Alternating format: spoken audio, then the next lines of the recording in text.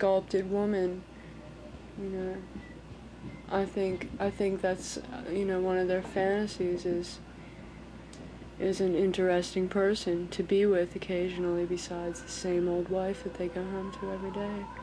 Sometimes I look and I'll see people that I used to know or that I've known, and I'll be like, Christ, man, when this person comes back from wherever they are, you know, they're gonna freak and say, what the fuck did she do to herself? You know, like my ma, you know, she's like, thinks I'm really beautiful and smart and everything, and she thinks I'm just wasting it, you know, and that she thinks that everybody laughs at me, you know, and that really bums her out, so we don't go out together or anything like that.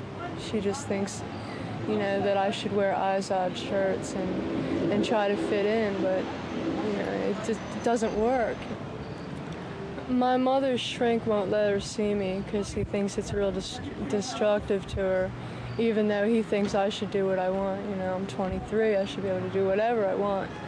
I don't go see her because it upsets her.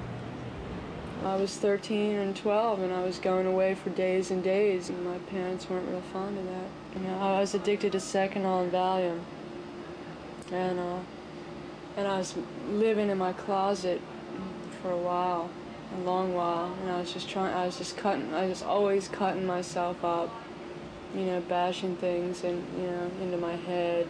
My stepfather beat the shit out of me all the time, so I felt like I should punish myself too. And so they kicked me out of school for being downed out all the time, passing out in class and stuff. So then you know, the shrink said that I should be put away, and I was put away for close to 2 years. And even after I came out of it, I was a total force. I just always imagined myself alone as an old woman.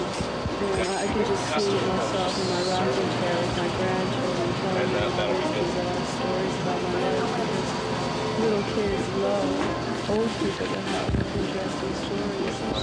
I just want to have a family. I want to have 2 kids, 2 or 3.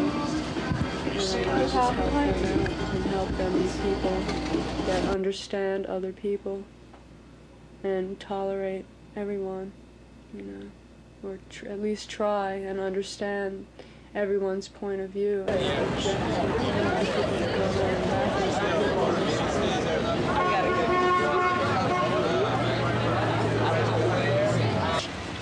We guess they left. Brent, all Social Distortion. Yeah, all of them. Brent, Dennis, and Derek. I thought there was more strength in the band. I thought we were like one group, you know, like stick together till the end. They just think they can make more money back in LA, so they don't see why it's worth their while to be all over America promoting the band when they can make more money playing a show in Los Angeles. They all want to go back there where the money is.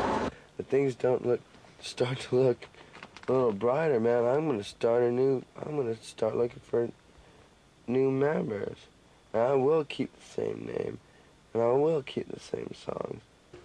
Everything's kind of faded to black on the tour, so I might as well do my hair black too, kind of a little reflection of the way things have gone and the way I feel right now. So I'm kind of depressed. We've been here a week. I've been getting harassed a lot. I'm getting in a lot of trouble, sort of. Everyone's just kind of down because the tour's going so bad, so people crack under pressure. We'll limp on home in decent fashion. I think we've only got 2 shows left or so. Would you call it a waste of time? Fuck, no way.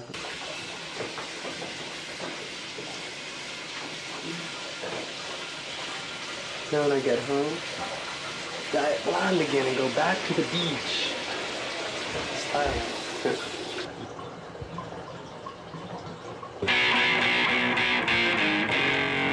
Well, looks like I just got the song finished. I've been working on it in the past month. Called Another State of Mind. I wrote it like about the tour, about things I thought about on the tour, some of the things that happened, experiences that we've gone through. First verse says, I'm in another state of mind. I wish I could be there right next to her. This road leads to this, and this one leads to that. Her voice sends shivers down my spine.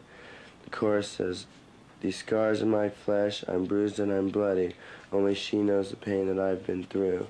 I talk to her 1,000 miles away. There's tears in her eyes. If I make it back, I'm going home to her." And then that's what I've got so far.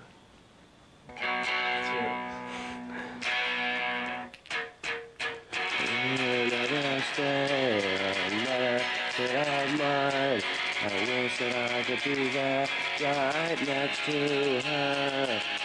This road leads to this, and this road leads to that. Her voice sends shivers down my spine. These scars in my flesh, I'm bruised and I'm bloody. Only she knows the pain that I've been through. Talk to her 1,000 miles away, there's tears in her eyes. I make it back, going home to her. The rest of the band is gone. Our band can't finish the tour. So all I'd be stinking around for is roading for Youth Brigade.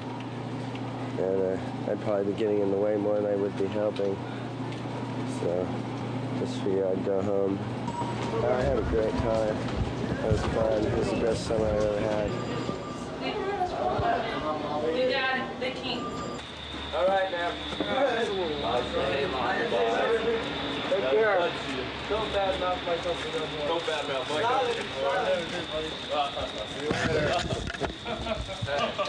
Hey, it's fun to be broke down. Come back now. We're going home. That was the last gig. The bus doesn't seem like it can make it home, so we're going to leave it here. Some friends of ours, and we're all going home. And my loving brothers are flying home, luxury class. We're leaving the bus here because we don't want to get broken down in the middle of the desert somewhere. So we'll come back for it. There's no place like home. There's no place like home. There's no place like home.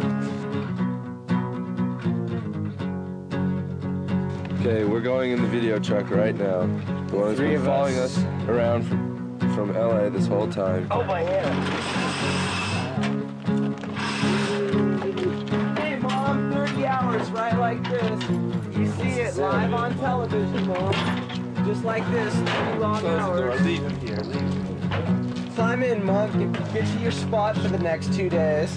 LA, next stop, see you later.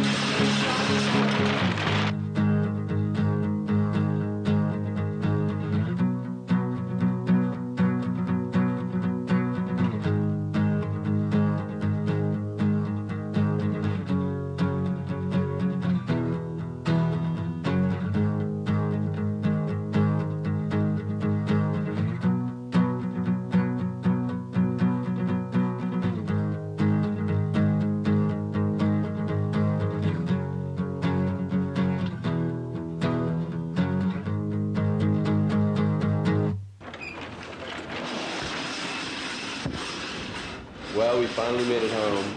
Boy, does it smell in here. There were 11 of us when we started out, now there's only 4. We've gone 10,000 miles, we're a few $1,000s in the hole. We're a little bit skinnier.